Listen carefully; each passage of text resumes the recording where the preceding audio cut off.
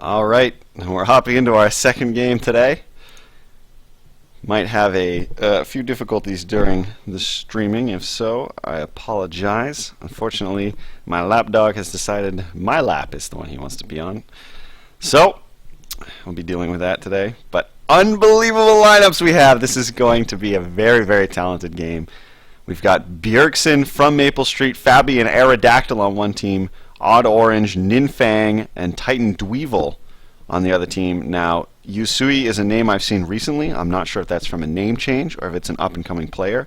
And I Am Not Sorry is a name I've often seen at the top spectated games. And we're going to hop right into the action. 3-3, no turrets down from either team, a 400 gold difference. So likely there's not been a tower pickup. And I just realized, I did not previously see this, Ninfang on the red team is playing Master Yi. Now, as a Master Yi player myself, this is not a champion I would have expected to see. In the middle lane, we got Bjergsen on Alistar. This is something that I've seen him play in the past couple days. I'm not quite sure why. To my knowledge, there's been no change to how he works, so we'll have to see if he's going to be able to do enough damage to really be the mage carry for his team. We've got a 3-man gank coming in bottom. It's not going to be successful. Unfortunately, Bjergsen's combo gets a little bit messed up. Red team uses this time to pick up a dragon, putting them 1,000 gold ahead of their opponents. Now, I wonder if From Maple Street is going to be taking that blue for himself, or if Bjergsen is going to try to come get it. Looks like Bjergsen's going to be the one going for it. And a nice headbutt over the wall, an easy pickup for him. Titan Dweevil, no, sorry, not Titan Dweevil, Ninfang looking to accomplish something here, hiding in the bushes. Looks like he wants to get some damage on Bjergsen, but it surely will not be enough. A blue buff Alistar is going to be able to heal himself up between his ultimate helping as well. He'll be safe. I Am Not Sorry getting dove by Fabi under his tower. Fabi on his favorite Draven. I Am Not Sorry playing it well, doing a little bit of kiting, using the minions to his advantage, using the positioning to his advantage, and picks up that kill on Fabi, who just went a little bit too deep for his own good. Titan Dweevil going to do his best to push Thresh back out of the lane. Now, Odd Orange, of course, an extremely talented jungler. He's only 15 years old, and he is already a challenger. I believe he does some streaming as well. Very, very talented guy. I'm not sure. I always wondered if his name was of his own creation or if it was inspired by the Odd One. Perhaps the Odd One was his favorite jungler when he was a little younger and watching streams. I'll have to try to interview him someday and find out. Now that we've slowed down a little bit, let's take a look at the breakdown of the teams. I will match up the laners so I can compare their last hits and items. So we got a Katarina top lane. It's been a while since I've last seen that. Back in the days of... Oh boy, I'm blanking.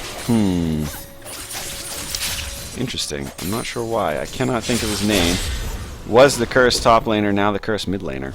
I have no idea why I'm blanking on his name, but back in the days, he was running Katarina top, actually to great success at the time, but since then assassins have gotten a little weaker and certainly are no longer capable of laning all that effectively against bruisers. Katarina in particular really struggles against top lane bruisers. Titan Dweevil misses his stun. Hayama Sheep flashes out of the cocoon from Odd Orange and manages to elude that gank. Really, really well done by Hayama Sheep. Fabi's now back to the lane, going to use his ultimate to try to clear some creeps. Get the pressure off of his tower. Not a bad idea. Odd Orange is going to get hooked and take the tower damage. The Ignite's on him. He's probably going to die before he even lands. He does go down. Titan Dweevil nearly picked up by the tower in combination of Fabi damage. There's a teleport coming in. Aerodactyl is going to pick up the Titan Dweevil kill. I Am Not Sorry gets hit by the stand aside from Draven. He gets slowed. Draven takes the lantern back out. Aerodactyl, I believe, picks up the kill on I Am Not Sorry. He does. So that Aerodactyl teleport picking him up a double kill. When he gets back to lane, he's going to have some nice items under his belt. We'll see how Yi handles that. Now, Ninfang tied in CS with Aerodactyl, so he's doing relatively well for himself. Ninfang broke his meditate a little early there. I think he was afraid that Amumu might ultimate and go all in for the kill. Not a bad idea. You're going to see Ninfang recall, heal up, purchase himself some items. Let's see what he picks himself up. Just a couple potions. That's going to be difficult. He could start falling behind Katarina in the items. Bjergsen is going to go for a tower dive kill here. And he's going to pick up the kill on Yusui, but Odd Orange is there to back up his mid laner, and he lands the cocoon while still in her tower range, and we see the death of Bjergsen. But he really, based on that dive, we could see that Bjergsen's really bullying around Yusui on Yasuo. That's going to be a challenge coming up. Yusui really getting bullied around by the mid lane Alistar, which is certainly not something you would really expect. I'm going to be very interested to see the damage output coming out of Bjergsen on Alistar. I wonder if he's going to have really exceptionally high damage, how it's going to turn out. Aerodactyl managed to sneak behind Ninfang, so he's going to get a bunch of damage in here. Now that is his full combo. Ninfang meditating while still having the healing debuff on him. Maybe a little bit of a mistake there, but meditate isn't a terribly long cooldown. However, Ninfang feels scared enough by that maneuver, he's going to just recall the base. Perhaps he managed to just get enough for an item break point. We'll see. Double all in bottom lane here. Annie busting out everything she's got. Hayama Sheep has blown all of his abilities. I'm Not Sorry shoots his ultimate across, but doesn't hit anyone. From Maple Street comes in and pops his ultimate after the successful bandage toss. Titan Dweevil's been hooked in by Hayama Sheep. He's going to get dropped by Fabi. Odd Orange is now in on this fight, looking to pick up some kills. It looks like I Am Not Sorry did in fact get out of the fight, and has now come back to try to throw in some Qs to support the damage and control from the Odd Orange. And we're going to see... thought we were going to see the fight disengage, but Odd Orange gets hooked in. Still doesn't manage to pick up a kill, or in this case escape. Yusui has somehow come in behind this fight now, and has his eyes on killing Fabi. Fabi's going to die under the tower to the tower combined damage, and I'm Not Sorry. Yusui's going to switch off and take down Thresh in what ends up being a great roam from Yusui to save an otherwise terrible situation. And now, instead of a 2 for none, we see a 2 for 3 in favor of red team. Bjergsen picking a fight here with Yusui. We'll have to see if he can get those Sheen procs to get the damage out. Surely that is what most of his damage comes from, is the Sheen procs. My guess is the reason this Alistar is so difficult to deal with in the lane is because between his Sheen damage and his ability damage, he's actually putting out decent sustained damage, and he survives long enough to have that sustained damage be a problem, thanks to all the healing that he can do as well with all that bonus AP. Now Master Yi has roamed mid again, once again looking for Alistar just like last time, so I'll have to see if Ninfang manages to pick anything up here. Instead, he's going to head for Dragon and help out. Now, one of the reasons Ninfang might be looking to try to go for a kill on Alistar in this situation is that he's going to have the true damage to punch through the Alistar ultimate. So that's a big advantage for him. I'm not sure if it's going to be advantage enough. I want to check and see what he's leveling. He did level Q first, so it's not like he's level 9 with rank 5 true damage. He's going to take this opportunity to try to pick up the red buff of the blue team. And we'll see if he's got enough damage output to get that before Amumu comes in to kill him. Or come in to see if his red is still there. We can watch his movement. Looks like he will get out in time. He's taking a look towards mid lane to try to help out here. If he does, he very well could pick up a kill on Bjergsen or from Maple Street. Looks like he's going for from Maple Street. This will absolutely be a kill for him. He picks that up and is now going to head for Bjergsen. I don't think he's going to be able to do much with it, though. The Odd Orange's cocoon swings wide. Odd Orange now trying to escape. He's going to die to Aerodactyl. Ninfang now risks death. He's going to attempt to turn it around, but probably should have just kept running at that point. I think he might have been able to escape. Instead, we see Aerodactyl picking up a double kill again, and even worse, well, in my opinion, the worst part about it is that he also comes out of that with a double buff, so there's no way Ninfang is going to be able to face him in the lane. So I have to see. I would love to see Ninfang really take Master Yi and run with it this game, but I really would not be surprised if we just see Ninfang get crushed in Master Yi this game. My personal belief is Master Yi is in a really, really weak spot right now, so I have to see if that holds. Ninfang is certainly behind on gold compared to this Katarina. He's down on CS, and Katarina has 3 more kills than him. That's resulting in 900 more gold. Fabi with a really unique animation. I'm not sure what's going on there. Actually. Oh, the recall animation breaks it, so we don't get to continue watching it. So anyway, Ninfang now, without a single completed item, up against Katarina, who has not only a completed item in the form of Zhonya's Hourglass, but also has the health regeneration coming from that revolver. And Ninfang knows that he's not looking for a fight right now. You can see just by the mini-map at top lane. Oh, put my cursor somewhere where we can get back to directed camera. Ninfang up in the top lane is staying a healthy distance away. Does not feel like having a duel with Aerodactyl at this time. Still a lot of pressure here going on in mid lane. We see both supports hanging out in the area. Ooh. Lapdog is really heating up my legs quite a bit here. A lot of poke going back and forth between Bjergsen and Yusui. More or less what you'd expect. They're both champions that kind of rely on beating up their opponents. Neither of them are really sit back and farm oriented champions due to their range limitations. Odd Orange is going to manage to lift up out of the combo. We see the anti-ult come down, stunning 4 if I'm not mistaken. Bjergsen immediately pops his ult, try to get out of the CC and avoid damage coming in. We've got 4 versus 3 in the mid lane here, and neither red top or bottom lanes currently right now look like they're coming to assist. So it's going to be the 3 of red to try to hold off this push in middle. Yusui gets caught by a hook, knocked into the air, ultimated, and down he goes. Titan Dweevil is going to be next. He's got nowhere to run as he's stuck sitting there during From Maple Street's ultimate. And Odd Orange is going to try to back out as Fabi actually dives the turret in a very questionable move. He'll be picked up by Odd Orange. Odd Orange will probably go down here to Bjergsen. He's got nowhere to repel to. Does manage to run the correct way to get out of the headbutt and the hook.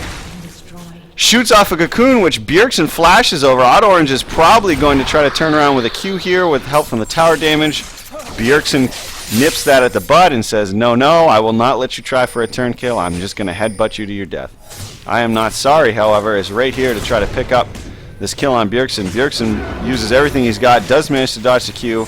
I'm not sorry has no E to put out the damage. I Am a Sheep flashes in and gets his flay.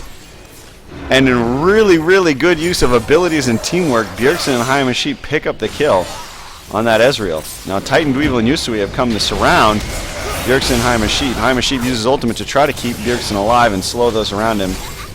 I believe he knows he's dead, so he's attempting to pick up a kill on Annie before he goes down. Annie just barely manages to survive, and now Yusui is going to look to chase down from Maple Street. Fox his ultimate for it. I'm not sure if he knows that Fabi's coming. I'm not sure if Fabi's going to have the damage to stop him. Yusui needs to try to get a wind wall up. He does get a wind wall up. It's not in the right place, but it doesn't matter. His damage output is too high. Ninfang's going to chase down Aerodactyl here and should pick up a kill. He does, making good use of the fact that no matter what happens after the Zhonya's Hourglass, so long as he finishes his cast on Alpha Strike, Aerodactyl, whether he flashes, whether he E's, whether he does both, will just fall down dead. Red team looking to rush Baron before blue team's able to get back and contest it. There is no blue vision on Baron. They do know it's going down anyway. Red team has both Master Yi. My lapdog's looking to go to the ground. Red team has 3 champions that are exceptionally good at killing Baron. Elise with her percent health damage, Yusui with his constant Q damage output, and Master Yi with his passive and true damage procs. All of them excel at taking down Baron very quickly. And we see red finish Baron long before blue ever even shows up. Titan Dweevil and From Maple Street walk around a corner and happen to just jump right into each other's faces. Titan Dweevil wants none of that, throws out a stun in Maple Street's face and backs out. Now we see blue trying to reset a little bit and get back control of the map as they regain their bearings and try to come up with a plan on how to handle the Baron buffed red team.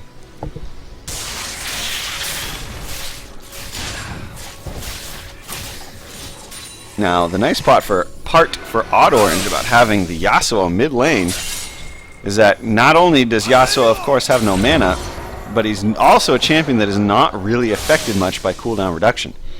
The cooldown on his E is only relative to the number of enemies around him that he has not used it on yet, and other than that, it has a 0.5 second cooldown at rank 1, and as you rank up to rank 5, that drops all the way down to 0.1 seconds. So his E gains no benefit from cooldown reduction, really.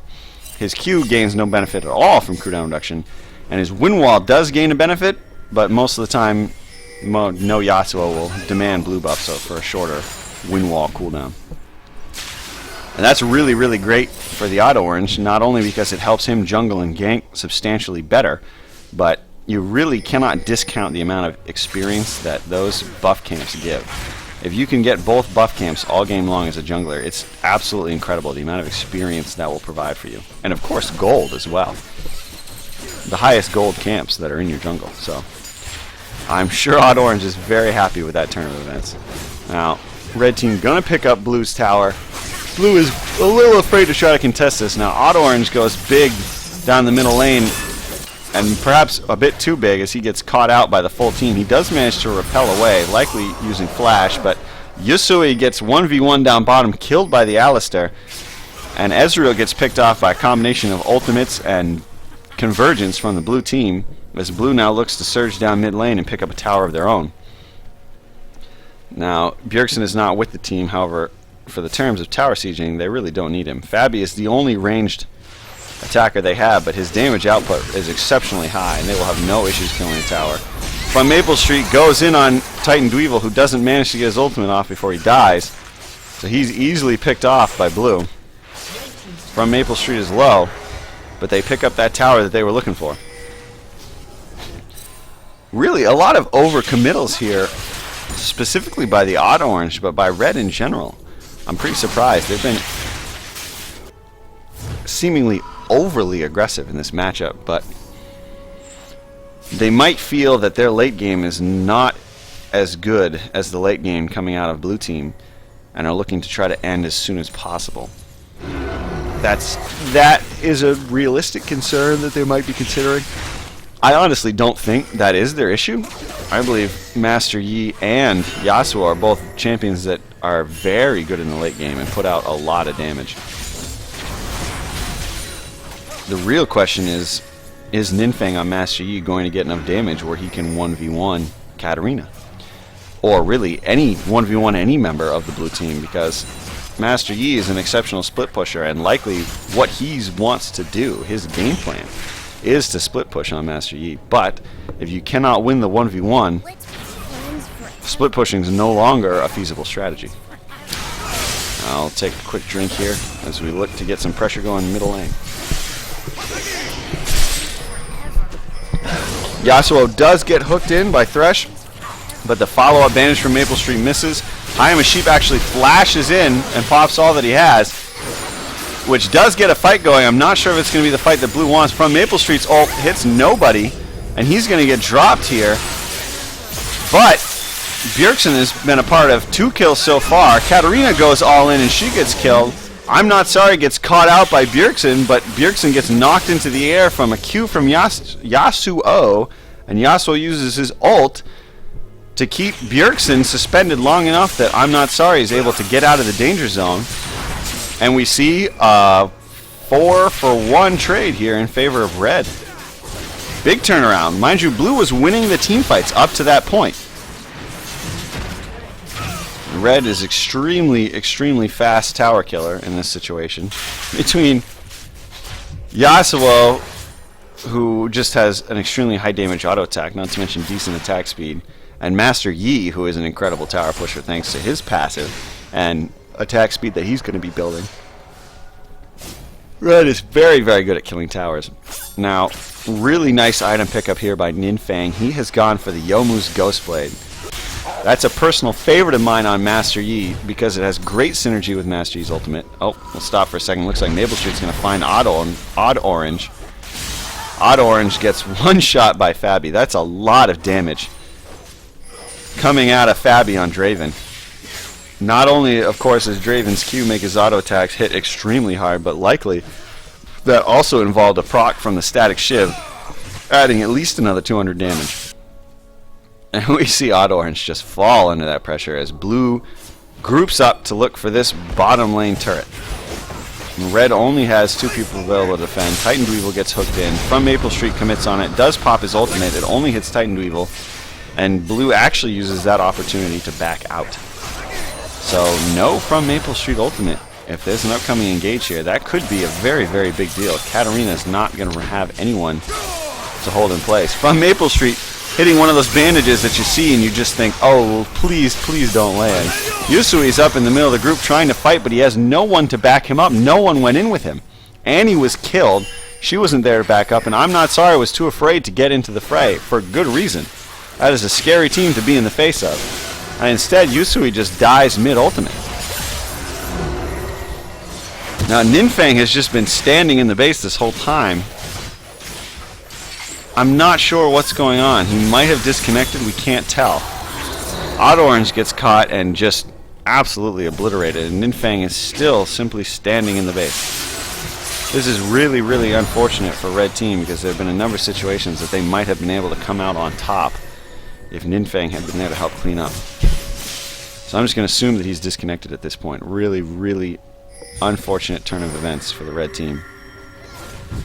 Now chances are good they'll realize that he's just standing there and will not go for the kill on him.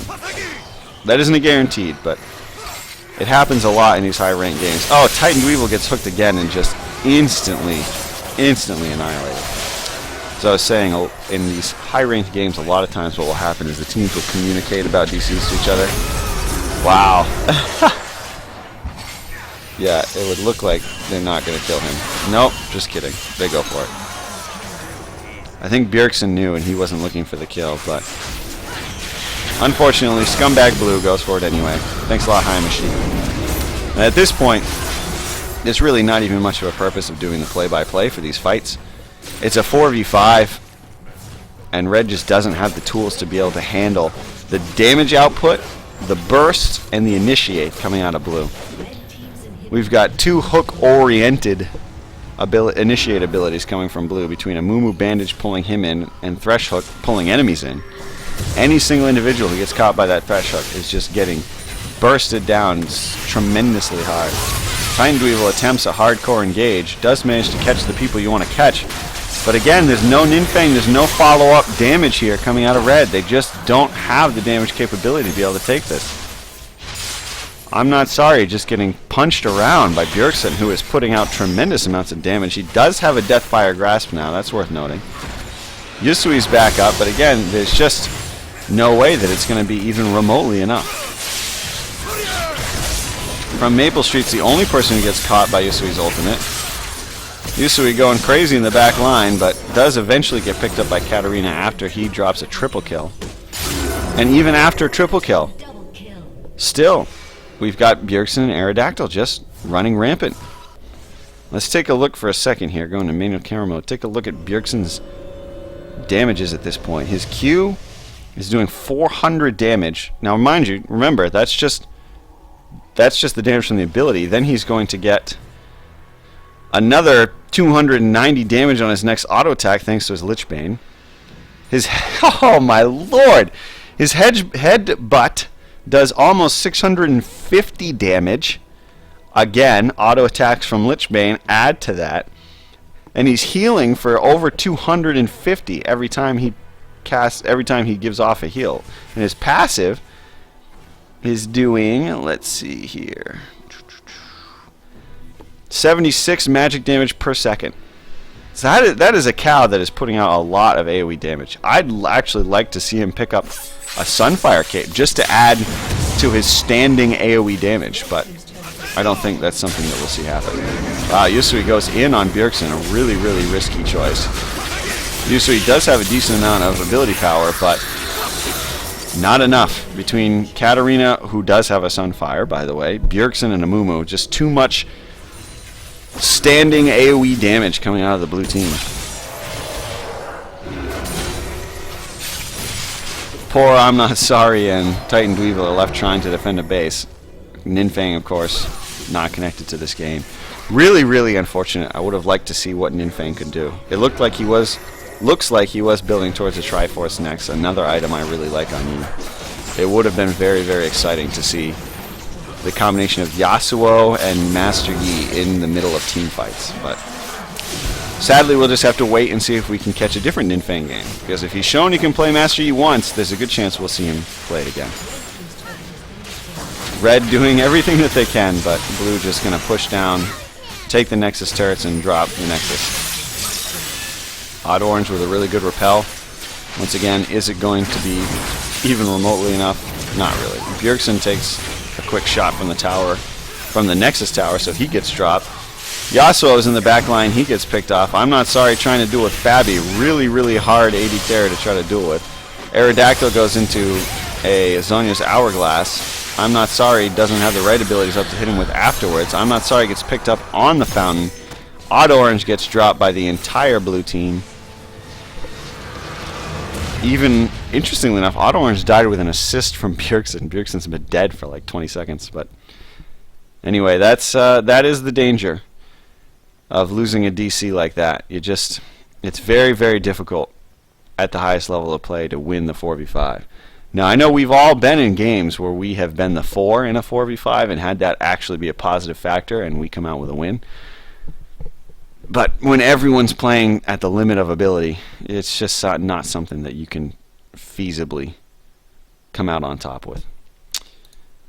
So, let's see if we can get another match going.